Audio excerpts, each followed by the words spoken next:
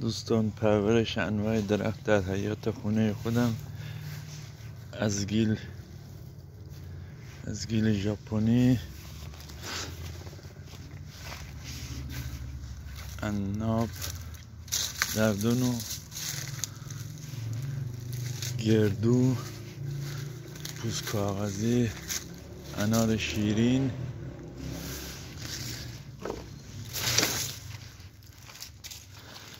انگور گردوی 10 ساله،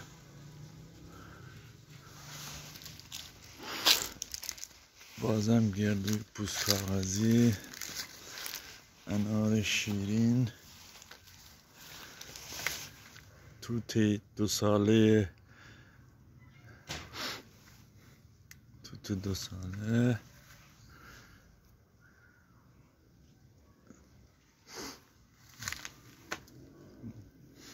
توت 2 ساله، اینم توت 2 ساله سفید،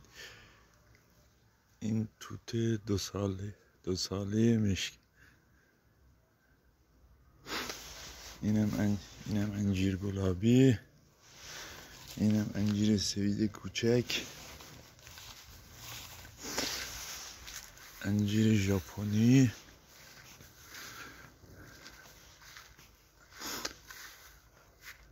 انار زاغمرز شیرین هر دو، اینم انجیر ژاپنیه،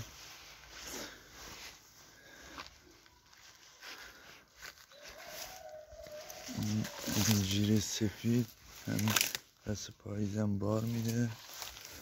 این پرتقال، این گردو اسرائیلی، اینم باز انجیر ژاپنی، این انجیر خشک که سر بار خشک میشه، الان هم بار داده، باراش نگاه کنین. اینم سیب درختی قرمز، اینم انار، اینم انجیر قرمز، انجیر بیروتی بهش میگن، انجیر بیروتی، انار شیرین، بازم لیمو ترش یه دونه فقط اون بالا، سال اولشه، سال دومشه. اینم زردالو، اینم انار،